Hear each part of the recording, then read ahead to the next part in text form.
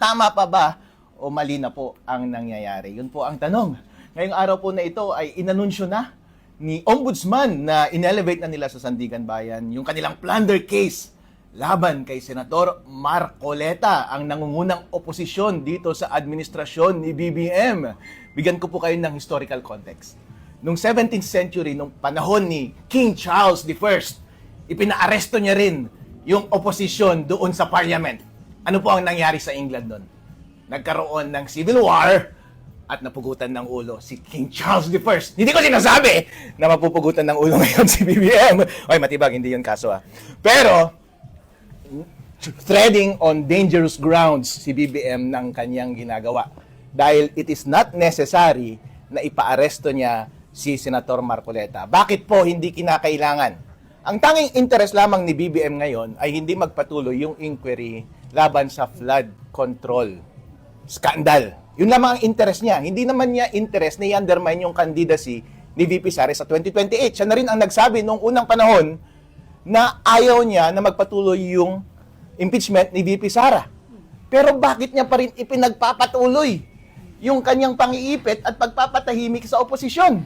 Kasi po, as far as silencing the opposition is concerned, nasolve niya na po yun. Bakit po? Dahil po, yung majority ng Senate, ang power ng Senate, ay wala na po sa side ni Marcoleta. Kampi niya na po yung Senate at kampi niya na po ang House. At ang real danger lamang naman sa kanyang administrasyon ay kapag nagkaroon ng inquiry at investigation doon sa dalawang houses ng Congress dahil yun lang naman yung may authoritative na magsalita laban sa korupsyon. Pero since napatahimik niya na yung opposition sa both houses, hindi na kailangan na patahimikin niya pa further si Marcoleta at ipakulong si Marcoleta. Ano ang purpose niya? Ang purpose niya ay para hindi makapag-cross-examine si Marcoleta sa impeachment ni VP Sara. Wow, BBM, I think that is ill-advised. That is ill-advised. Bakit? Wala kang personal interest dun eh. Naiintindihan ko na meron ka pang personal interest doon sa pagpapatahimik ng investigasyon laban sa flood control kasi involved ka, di ba? Kasi sa lahat ng investigasyon natin, ang lumabas, ikaw ang mastermind. Ikaw ang tinuturo ni Zaldico, ikaw ang tinutuloy ni Romualdez, at yung sinasabi nating mga bodyguard ni Zaldico, ikaw ang tinuturo. Kaya naiintindihan ko kung patataimikin mo yung investigasyon laban sa flood control.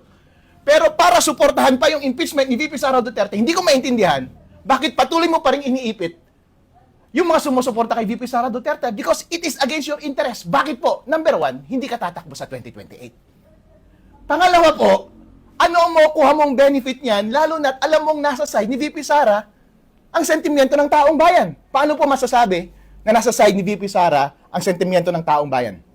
Pangatlong attempt nyo na po ito na i-undermine yung image ni VP Sara at pamilya Duterte. Ang una po, yung unang investigasyon pa noon, nung bago mag-eleksyon ng 2025, tinira nyo si VP Sara. Pangalawa ay yung recent House Committee hearing, Committee on Justice, at pangatlo itong impeachment trial. Hindi nyo ba napapansin na at every moment ay nawawala ang suporta ng taong bayan sa inyo? Inaamin ko po, nung unang pagkakataon before the 2025 elections, yung sentimiento ko nga personally ay wala naman akong kinakampihan sa national level. Pero nakita ko po yung totoong mettle ni VP Sara Duterte dahil binigyan nyo siya ng napakarabing laban na patunayan ng tuloy ng taong bayan ang kalidad ng kanyang karakter. Kaya po ang lumabas ay kampi siya ng taong bayan. Tapos ang lumabas sa naratibo ng administrasyon ni BBM ay puro korupsyon. Doon po sa Committee on Justice, ginawa niyo ulit yung pag-undermine ng kanyang image. Kumampi ba sa inyo ang taong bayan? Hindi po. Napansin niyo po iyan noong lumipat nga yung majority ng Senado papunta sa side ni VP Sara. Dahil marami sa kanila ang magre-re-eleksyon. At alam nila na ang susunod na power ay si VP Sara. At kapag hindi nila i-align ng mabuti ang kanilang interes, sila ang mapro-prosecute sa susunod. Kaya BBM, baka ikaw rin ang mapro-prosecute sa susunod. Kaya yun po ang nangyari. Ngayon po, uulitin yun ulit. Yung pagsira ng kanyang imahe. Sa pangatlong pagkakataon, sa tingin nyo po ba magiging epektibo pa rin? Hindi na po magiging epektibo. Bakit po? Kasi i-recycle nyo lang naman. Tama pa ba o mali na po ang nangyayari? Yun po ang tanong. Ngayong araw po na ito ay inanunsyo na ni Ombudsman na inelevate na nila sa Sandigan Bayan yung kanilang plunder case laban kay Senator Marcoleta, ang nangungunang oposisyon dito sa administrasyon ni BBM. Bigyan ko po kayo ng historical context. Noong 17th century, nung panahon ni King Charles I, ipinaaresto niya rin yung oposisyon doon sa parliament. Ano po ang nangyari sa England noon? Nagkaroon ng civil war at napugutan ng ulo si King Charles I. Hindi ko sinasabi na mapupugutan ng ulo ngayon si BBM. Oy, matibag, hindi yun kaso Pero, treading on dangerous grounds si BBM ng kanyang ginagawa. Dahil it is not necessary na ipaaresto niya si Senator Marcoleta. Bakit po hindi kinakailangan?